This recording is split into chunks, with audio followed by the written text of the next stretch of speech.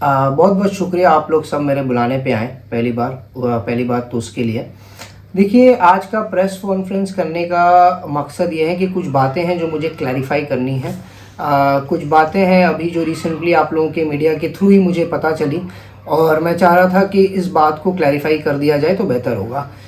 जैसे सभी लोग जानते हैं कि अभी कुछ दिन पहले एक अल हबीबी टूर एंड ट्रैवल्स का उम्रा का लेके मसला हुआ।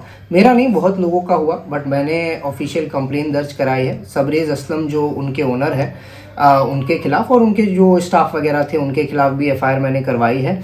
और मैं, मेरे अम्मी अब्बू, मेरी बीवी, मेरे बच्चे और मेरे सास ससुर और उनके भी कुछ रिलेटिव, हम सब उम्रा में इंशाल्लाह जाने की नियत किए थे। उम्रा में जाने वाले थे इस 8 तारीख को। किसी ना किसी वजह से वो जो ओनर थे वो हमें टालते गए, हमें टिकट्स नहीं मिली और एट लास्ट जब सब ने फ्रस्ट्रेट हो गए, जब हमने उनके ऑफिस गए तो हमने देखा कि हम ही ऐसे नहीं है, बहुत ऐसे लोग हैं। तो हमें डाउट होने लगा कि ये कुछ मामला सही नहीं है। तो इसीलिए फिर हमने पुलिस और लीगल वे का इख्तियार किया और हमने पुलिस में लीगल कंप्लेन की उनके खिलाफ।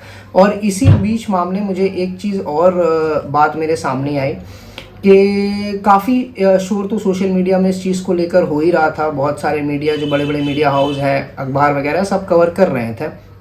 तो सबरेज़ असलम जो अल हबीबी टूर एंड ट्रैवल्स के ओनर है, उनके जो बड़े भाई हैं परवेज़ असलम साहब, उनका एक मामला मुझे सुनने में आया कि उनका एक कोई पोस्टर था जो शायद मैंने अपने एफबी पे पोस्ट किया और वो हीट ऑफ द मोमेंट में था। और वो पोस्टर मुझे भी वायरल पोस्टर था, मुझे भी कहीं व्हाट्सएप वगैरह के थ्रू कहीं पे आया और मैंने उसको उतना देखा वगैरह नहीं और मैंने भी उसको पोस्ट किया जैसे बाकी लोग कर रहे थे। और एक्चुअल में मैं परवेज़ असलम साहब को जानता भी नहीं हूँ और मैंने कभी उनको देखा भी नहीं है और ना मैंने कभी उतना गौर किया था कि वो है भी उस पोस्टर में कि नहीं है। मैंने वो हीट ऑफ द, देखिए अब सिंपल सी बात है कि जब आपके घर वाले के साथ हो या आपके साथ ऐसा कुछ भी हादसा होता है, उम्रा से इंसान का एक अकीदा जुड़ा होता है और हर मुसलमान का एक ख्वाब होता है कि वो खाना काबा की ज़ियारत करें। और उस ख्वाब में देखिए जब कुछ ऐसा होता है तो हर इंसान का मूड ख़राब होना या गुस्से में आना वो लाजमी है। वो मेरे साथ नहीं और मेरे जैसे बहुत लोग हैं जिनके साथ ऐसा हुआ है। तो उस पोस्टर में कहीं उनका नाम था और उन्होंने क्लैरिफाई किया, मैंने देखा उनका प्रेस, तो उन्होंने क्लैरिफाई किया कि उनका कोई लेना देना नहीं है अल हबीबी टूर एंड ट्रैवल से। वो उनके भाई चलाते हैं सबरेज़ असलम और उनका इस घोटाले में कोई लेन देन नहीं है और ना मैंने उनके खिलाफ कोई कंप्लेन की है। ये एक छोटी सी केस ऑफ मिस इंटरप्रिटेशन है और मेरी गलती इतनी हुई, जैसे मैंने आपको बताया वो हीट ऑफ द मोमेंट थी, मेरी इतनी गलती हुई कि मैंने उसको पोस्ट करने से पहले उस पोस्टर को मैंने जांचा नहीं। मुझे वेरिफिकेशन कर लेना चाहिए था। बट ये मैंने आपको बताया, देखिए जब इंसान की भावनाएं थोड़ी ऊंचाइयों पे हो तो वो लाजिम सी बात है कि आप जब गुस्से में हैं और जब आप उतनी वेरिफिकेशन नहीं करते, आपको जो चीज़ में लगती है आप शेयर कर देते हैं या पोस्ट कर देते हैं। तो पर मैं फिर भी कहना चाहता हूँ कि देखिए मैं खुद उम्रा में जा रहा हूँ और उम्रा में जाने में हम सिर्फ अपने लिए नहीं, घर वालों के लिए नहीं, पूरा उम्मत के लिए इंशाल्लाह दुआ करते हैं कि अल्लाह हमारे कौम का नाम रोशन करे और अल्लाह हम सबको कामयाबी दे। कोई भी मुसलमान मुझे नहीं लगता कि सिर्फ खाने काबा में जाके अपने लिए दुआ करता होगा। तो देखिए मैं भी इतनी बड़ी जगह पे जाके मैं किसी को बदनाम करके जाना चाहता भी नहीं और मैं ना चाहता हूँ कि हमारे भाई, हमारे कौम के, हमारे अपने भाई क्यों बदनाम हो।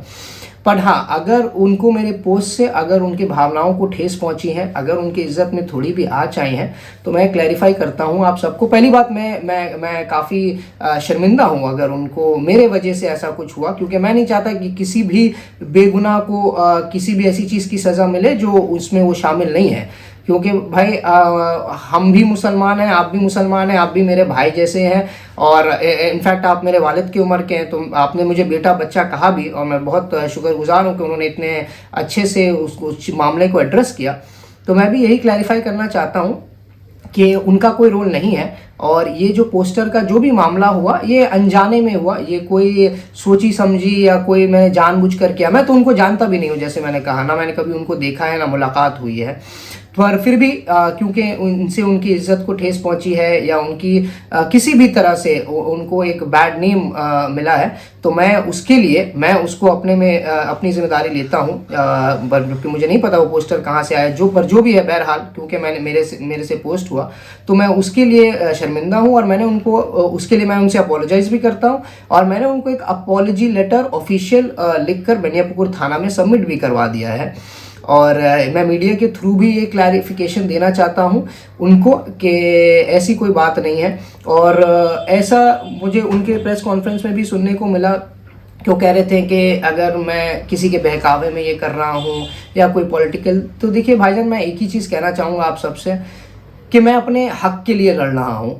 हम जब उम्रा में जाते हैं या कोई भी जाता है तो भाई बहुत हक हलाल का पैसा होता है, इंसान की एक अरमान होती है कि उम्रा में जाने के लिए बहुत लोग अपनी ज़िंदगी की पाई जोड़कर जाते हैं। तो कोई भी अपना पैसा तो बेवजह अगर कोई ऐसा उनको ठग के चला जाए तो भाई वो तो छोड़ेंगे नहीं, वो तो उसके लिए लड़ेंगे। और इस्लाम में हमारा अपने हक की लड़ाई फ़र्ज़ है, ठीक है। और 8.5 लाख रुपए है, कोई छोटा मोटा अमाउंट भी नहीं है।